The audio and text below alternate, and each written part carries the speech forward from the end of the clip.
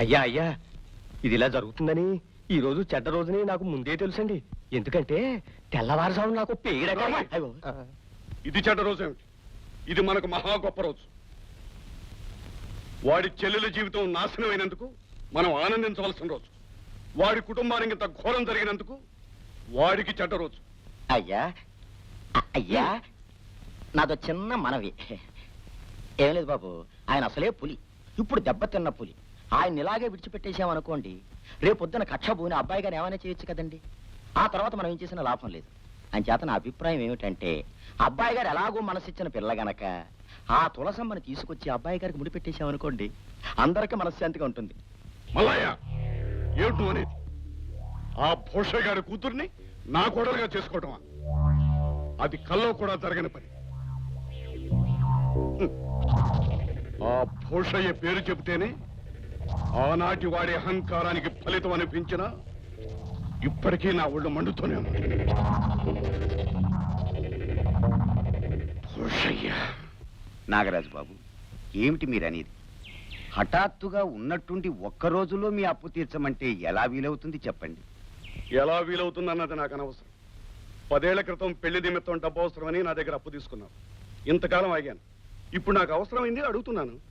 నాగరాజు బాబు, ఇంతకాలం ఉత్త పుణ్యానికే మీరు ఆగానంటారా? మీరిచ్చిన అప్పుకి వడ్డీ కింద ప్రతి సంవత్సరం నా పొలంలో పండిన పంట సగం మీకు ఇవ్వటం లేదా? కావచ్చు, కానీ తిని కూర్చోలేక ఊళ్ళో జనాలందరినీ పోగు చేసి వాళ్ళ భూముల్ని మా నాగరాజు బాబు గారికి అమ్మద్దని ఉపన్యాసాలు ఇస్తున్నావుగా. పైగా అయ్యగారు ఇచ్చిన అప్పులకి వాళ్ళ భూములు తీసుకుంటుంటే అడ్డుపడుతున్నావు కదయ్యా. నేను చేస్తున్నది తప్పు కాదు, పాపము కాదు. అమాయకులైన పేద రైతులకి అన్యాయం జరగకూడదని చూస్తున్నాను.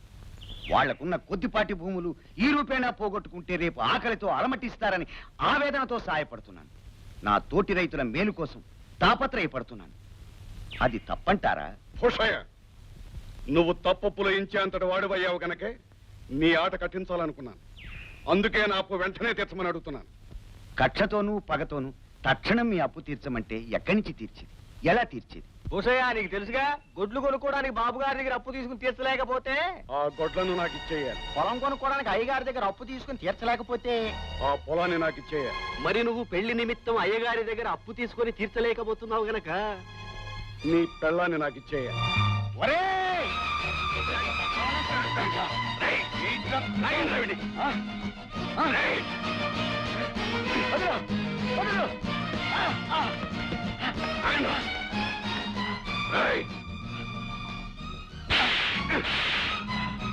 ఈ నాగరాజు మీద చెయ్యెత్తిన వాడెవడో ఇంతవరకు బ్రతికి బయటపడలేదురా.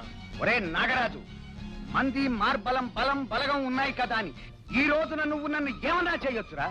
కానీ ప్రతి పేద రైతు ఒక ప్రచండ శక్తి.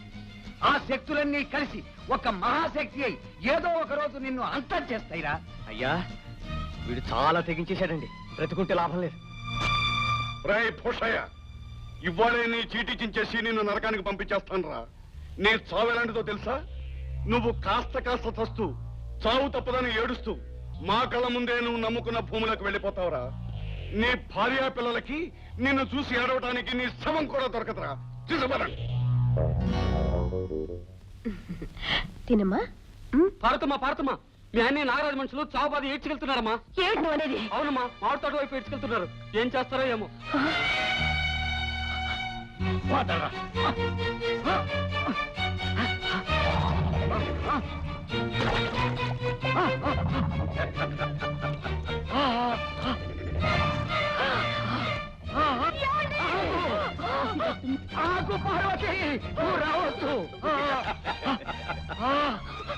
బాబు, నీకు దండం పెడతాను, నా భర్తను రక్షించండి.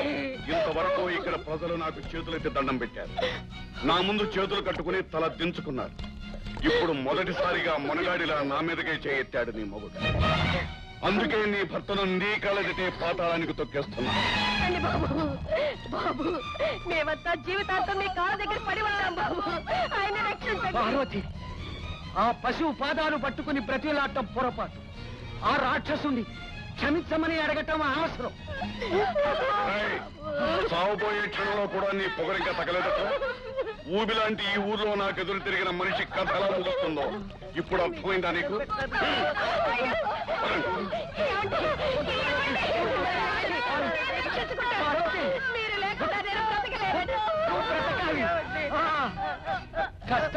కష్టాల్ని భరించి బాబు తల్లివి తండ్రివి నువ్వే మన బిడ్డల్ని పెంచాలి. ఏమండి?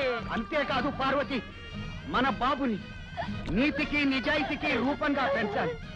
ఆ రాక్షసుడు నాగరాజుని వాడి మనుషుల్ని అంతం చేయటానికి పెంచాలి. అవును పార్వతి, పెరిగిన బాబు కారణంగా వాళ్ళు నీ పాదాల మీద పడాలి. ప్రాణభిక్ష పెట్టమని నిన్ను వేడుకోవాలి. ఆనాడే నా ఆత్మకు శాంతి, ఆత్మకు శాంతి.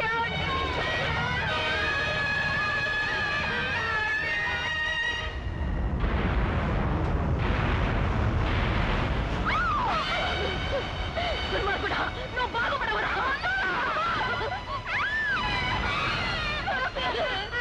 పార్వతమ్మ, ఈ ఇల్లు ఈ ఇంట్లో ఉన్న సామాను నీ పొలం మొత్తం నా అప్పుకు సరిపోతాయి.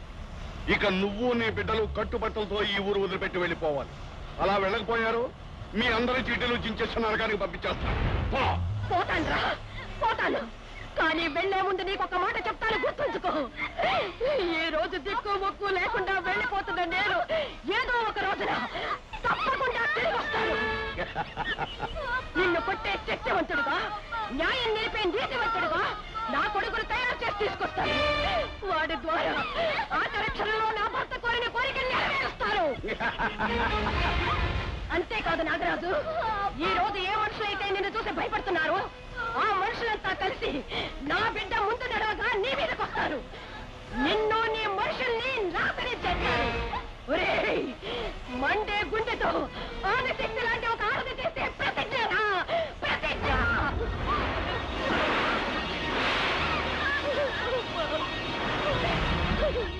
అలాంటి శపథం చేసి ఆ దుర్మార్గుడి అంతు చూస్తానని ఆ రాత్రి వానలో దిక్కు మొక్కు లేని దానిలా మిమ్మల్ని తీసుకుని వెళ్ళిపోయాను. కష్టపడి చెమటోడ్చి మిమ్మల్ని పెంచుకున్నాను. నా ఆశయం నీ వల్ల తీరుతుందన్న ఆశతో బ్రతికాను. అందుకే బాబు, నువ్వు వాణ్ణి హత్య చేసి హంతకుడివి కాకూడదని నిన్ను ఆపాను. నిజమేనమ్మా, నువ్వు చెప్పింది నిజమే. కానీ పాడైపోయిన నా చెల్లెలి జీవితం బాగుపడేది ఎలాగా? పశువు నాశనం చేసిన తులసి మొక్క లాంటి మన తులసి జీవితం ఏం కావాలమ్మా? ఏం కావాలి? కొన్ని ప్రశ్నలకు జవాబు ఆ దేవుడే చెప్పాలిరా. దేవుడు కాదమ్మా, మనిషి వేసుకున్న ఏ ప్రశ్నకైనా మనిషే జవాబు చెప్పాలి. ఈ విషయంలో ఏం చేయాలో నేనే చేస్తాను, చేసి చూపిస్తాను. వాళ్ళు కనుల దాన వయ్యారి హంస నడక దాన. పాటల తర్వాత ముందు టిఫిన్ చేయండి. రోజు ఇడ్లీనా? పండుగ రోజు కూడా పాత పెళ్ళాలి అన్నట్టు. పండుగ రోజున పాత పెళ్ళ కదా కొత్త పెళ్ళ వస్తుందా? ఊరుకో అన్నాను లేవే, కోపడతామేమిటి? ఒక్కరోజైనా పచ్చిమిరపకాయలు, ఉల్లిపాయలు, అల్లం జీలకర్ర అన్ని వేసి ఒక దెబ్బరొట్టి చేసి పెట్టకూడదు? ఎందుకు చేసి పెట్టకూడదు? చేసి పెట్టచ్చు. దెబ్బరొట్టు చేసినప్పుడు అల్లా నువ్వు దెబ్బరొట్లా ఉన్నావు, నువ్వు దెబ్బరొట్లా ఉన్నావు అన్నారు కదా, అందుకని చేసి పెట్టమని. సర్లేవే, ఇదిగో కనకం, సిక్కిపోయావే కనకం. అబ్బా ఉందరు, పిల్లలు లేకపోవడంతో మరి చిన్న పిల్లడు అయిపోతున్నారు మీరు. వస్తే లక్ష్మి, అదేనండి కొత్తగా పని పిల్ల పెట్టాను. పాత పని మనిషి తోటి పళ్ళకి చచ్చాను అనుకోండి, అందుకని దీన్ని పెట్టాను. నవనవలు ఆడుతూ ఉంటుంది. ఇదిగో ఈ టిఫిన్ తినేసేయండి, అది వచ్చి ప్లేట్ తీసేస్తుంది. అవతల నాకు బోల్డ్ అని పనులు వెళ్ళి పని చూసుకో, నన్ను త్వరగా పంపించి ఈ లోపలికి ఇడ్లీ తినేస్తాను. అయ్యగారు టిఫిన్ తినేసారా? ప్లేట్ తీసేస్తారా? నువ్వు పెట్టే మంగ తయారు ఇది పేరు పరుచుకున్నావేటే. అబ్బా ఎంత అందంగా ఉన్నావే, అచ్చం అనకాపల్లి పిల్లపచ్చలా ఉన్నావు. అమ్మగారు చూస్తే గొడవ అయిపోతుంది బాబు గారు. చూడకపోతే పర్వాలేదు అనమాట. మంచి రోజున సమయం చూసి చెప్తాను, అప్పుడు మనం ఇద్దరును. గొడవ అవుతుందేమోనని నాకు భయంగా ఉంది బాబు గారు. అమ్మగారు ఒరే మల్లిగా, గొప్ప ఛాన్స్ కొట్టేసేవరా. మంచి రోజున ముహూర్తం పెట్టేస్తా.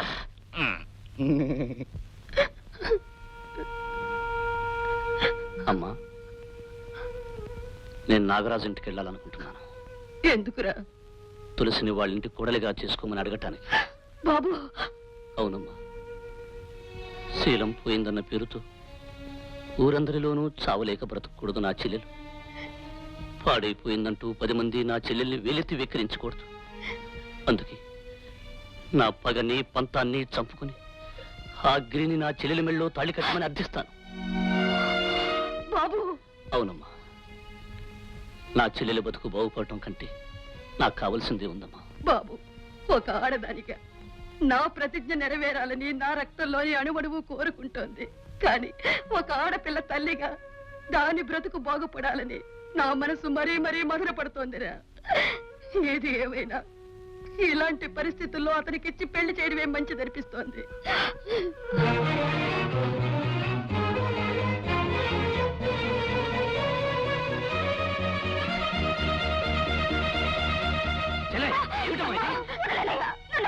నేను బ్రతికుంటం వల్ల అందరికీ బాధే తప్ప ఎవరికి సుఖం లేదు. ఏమిటే ఈ పిచ్చి పని? జరిగిన ఘోరానికే గుండెలు మండిపోతుంటే నువ్వు ఆత్మహత్య చేసుకుని నాకు మరింత కడుపు కోత కోస్తావా తల్లి?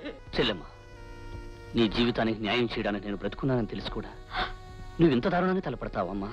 శీలం చెడిన నేను ప్రాణంతో బ్రతికుండడం వల్ల అమ్మ ప్రతిజ్ఞ నెరవేరదు, నాన్నగారి ఆత్మ శాంతించదు, నా జీవితానికి ఒక మార్గము కనిపించదు. అలాంటప్పుడు నేను బ్రతికి మీ అందరినీ ఏడిపించే కంటే చచ్చి మేలు చేయడమే మంచిదన్నయ్య. నువ్వు చనిపోవడం వల్ల మాకు శాశ్వతమైన బాధే తప్ప మన సమస్య పరిష్కారం అవుతుందనుకోవడం నీ పిచ్చితనమమ్మా. అవును తులసి, నిన్ను ఈ స్థితికి ఎవడు తీసుకొచ్చాడు? వాడితోనే నీ పెళ్లి జరిపిస్తానమ్మా. వాళ్ళ కాళ్ళు పట్టుకునైనా సరే నిన్న ఇంటి కోడలుగా చేస్తాను. వద్దన్నయ్య, నా పెళ్లి జరగదన్న బాధతో నేను చావడం లేదు. నేను బ్రతకడం వల్ల మన ఆశయం నెరవేరదనే నేను ఈ లోకాన్ని నుంచి వెళ్ళిపోవాలనుకుంటున్నాను. నన్ను పాడు చేశాడు కదా అని నేను అతన్ని పెళ్లి చేసుకుంటే జీవితాంతం నరకం అనుభవించాలి. ఆ నరకం కంటే ఈ చావే మేలు. చెల్లె, నువ్వు బ్రతికినందువల్ల మన పగ నెరవేరదని భయపడకు. మన పగ నెరవేరుతుంది, నీ పెళ్లి జరుగుతుంది. మీ అన్నయ్య మీద నమ్మకం ఉంటే ఇక మీదట ఎప్పుడు ఇలాంటి దారుణం తలపెట్టిన నాకు మాట ఇవ్వమ్మా. డాక్టర్మా, నా మనవని ప్రాణాలు నువ్వే కాపాడాలి తల్లి. పొద్దు నుంచి జ్వరం కాలిపోతుంది తల్లి. మూసిన కన్ను తెరవనే లేదు. ఎలాగైనా నువ్వే కాపాడాలి తల్లి. అలాగా, లోపలికి తీసుకురా. ఆగవే ముసల్దానా, తింటానికి గతి లేని మీలాంటి వాళ్ళకి వైద్యం చేయడానికి నా కూతురు ఆసుపత్రి కట్టించింది. నీ తెలియదు ఊరుకోమ్మా. బాబు, మీరు అడ్డుపడకండి బాబు. మీరు అడ్డుపడితే నా మనోడు ప్రాణాలు పోతాయి బాబు. మీ కాళ్ళు అడ్డుకుంటారు. ఏమే, రోజుకు లెక్కలేనని పందులు కుక్కలు చచ్చిపోతున్నాయి, వాటిని పట్టించుకునేది ఎవరే? డబ్బిచ్చి వైద్యం చేయించుకోగలిగితే చేయించుకోవాలి, లేకపోతే సావనివ్వాలి. ఆ చచ్చి నువ్వు అంత మట్టి కప్పాలి.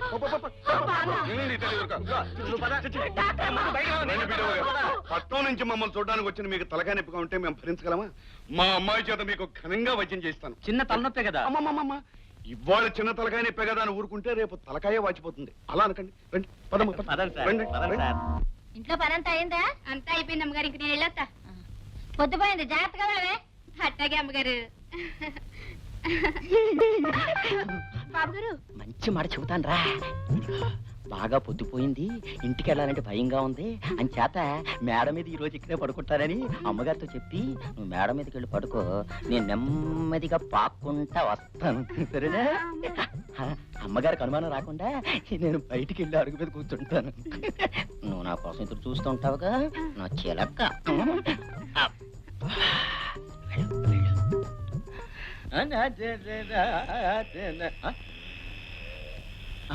నిద్రపోయాడు. అమ్మయ్యా. సరేలేవే, నీకంత భయం అయితే ఇక్కడే పడుకో. ఓ పని చెయ్యి, ఇక్కడ గాలి లేక చస్తున్నాను, ఒక్కబోసేస్తుంది. నేను వెళ్ళి డాబామే పడుకుంటాను. నువ్వు వెళ్ళి నా గదిలో సాప్ వేసుకుని పడుకో. అమ్మగారు మరి ఇదిగో, ఇంకేం మాట్లాడుకో, నేను చెప్పినట్టు చెయ్యి. వెళ్ళు. ఇంకో 15 నిమిషాల్లో మేడ మీదకి మెల్లగా జారుకోవచ్చు. ఏటో మల్లయ్య, తీరుబడిగా కూర్చున్నావు ఏమిటి? సరే గాని ఏమిటి వేళకాని వేళ ఇలా ఊడిపడ్డా? ఈ వేళ నీతో కబుర్లు చెప్పడమేనయ్యా నా పని. నిద్ర వస్తుంది, వెళ్ళి పడుకుంటానే. చిన్నపిల్లలాగా నీ నిద్ర నేను పొగడతాగా. ఇదిగో, నిన్న రాత్రి ఓ తమాషా జరిగింది. ఏముంటది? నీకు పీడకలు వచ్చి ఉంటది. నన్ను పీడించడానికి వచ్చావు, నా ఆనందం అంతా గంగపాలు చేసావు. అక్కడే పొరపాటు పడ్డావు. ఎన్నడూ రాంది నిన్న నాకు మంచి కల వచ్చిందా? నేను డాబా మీదకి వెళ్ళి పడుకుంటాను, నువ్వు తలుపు గడేసి పడుకో. అట్టగే అమ్మగారు, మర్చిపోకు. అప్పుడు నేను శ్రీకృష్ణులాగా నా చుట్టూ గోపికలందరూ చేరి నృత్యం చేస్తున్నట్టుగా దండం పెడతాను, విడిచిపెట్టు. రే, నీకు దండం పెడతాను. ఇప్పుడు ఆపమానకరా, కళ సగంలో ఉంది. పూర్తవడానికి ఎంత టైం అవుతుంది?